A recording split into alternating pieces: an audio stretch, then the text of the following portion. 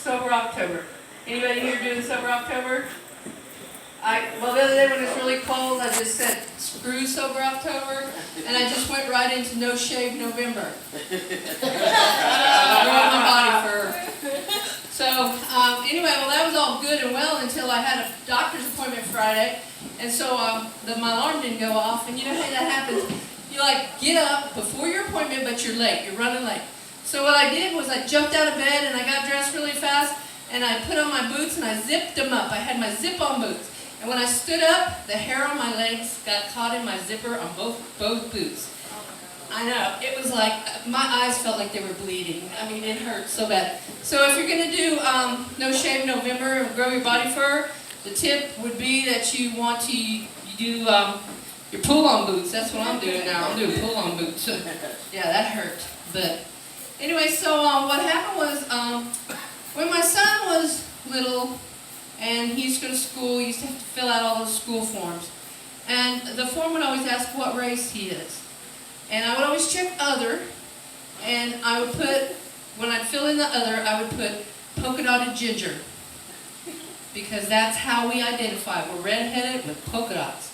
Okay, that's only 4% of the population is like me. We're like true unicorns. We are the minority. Okay, so went to the doctor. When you're a polka dotted redhead, you have to go to the doctor and have your freckles checked. So and you're laughing I'm hearing you, but you truly do. You have to have them checked for cancer. So I'm sitting there in the doctor's office, and I've got the little gown on, and it's open in the back, and I just have my underwear on. I'm sitting up there, and instead of going, he was going, wow, wow. Look at these freckles. Wow.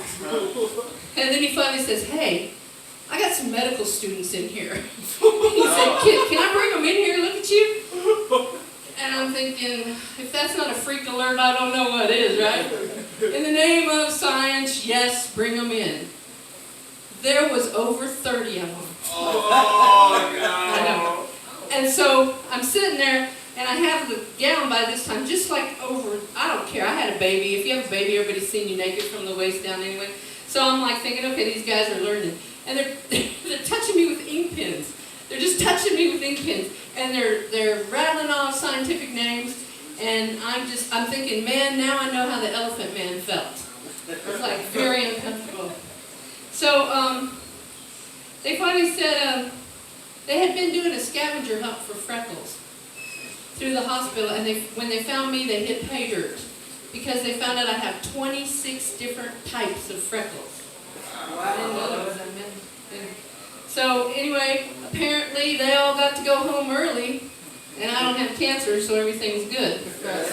Hey! It's like all this in a bag of chips all wrapped up in one, right? They found everything they wanted right here. That's what I've been telling men for years. You can find everything you want right here. So, yeah.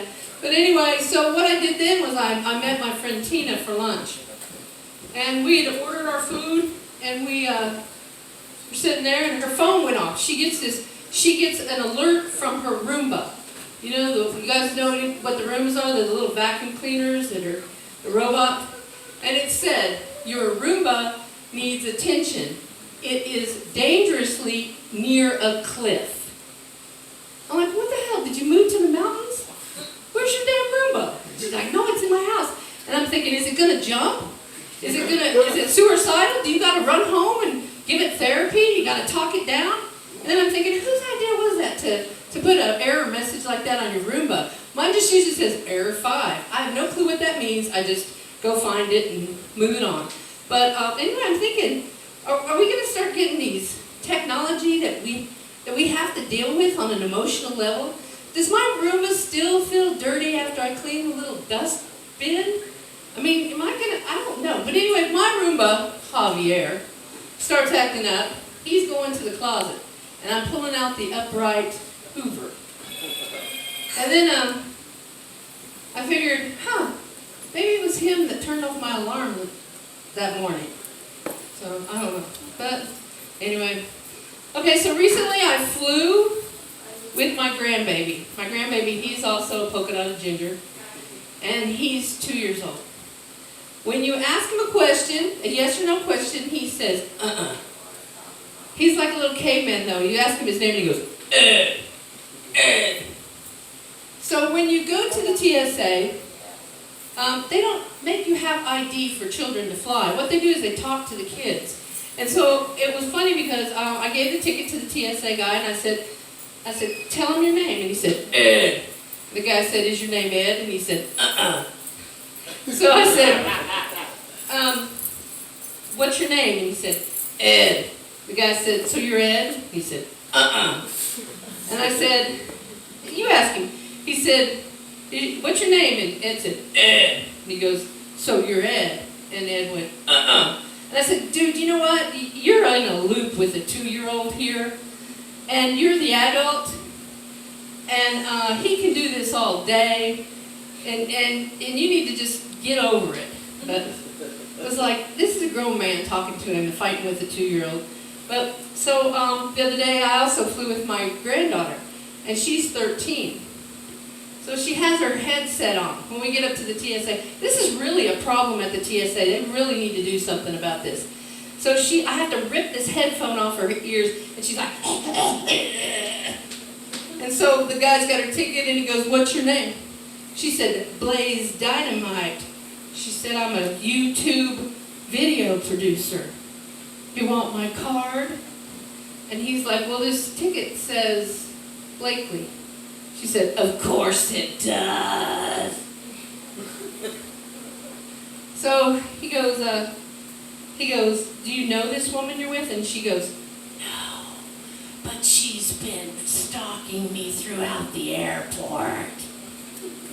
He's like, ma'am, can you verify this is there any way you can verify this is your kid that's with you? And I'm like, oh yeah, watch this. And I pull out a $20 bill. I said, Blake, you want this 20? She's like, boom, na na na na na na na. You know, it's like, who's your nana now? Yeah, I got money. Yeah. So, yeah, I tell you what, that's the key. You can get them to do anything for money. Yeah, just produce YouTube videos. But anyway, so I was at a bar the other day, and I ended up in a gender-neutral bathroom. I think that the establishments that have gender-neutral bathrooms count on the fact that old ladies are going to clean them, and they don't have to hire anybody. Because I went in there, and there was piss all over the toilet.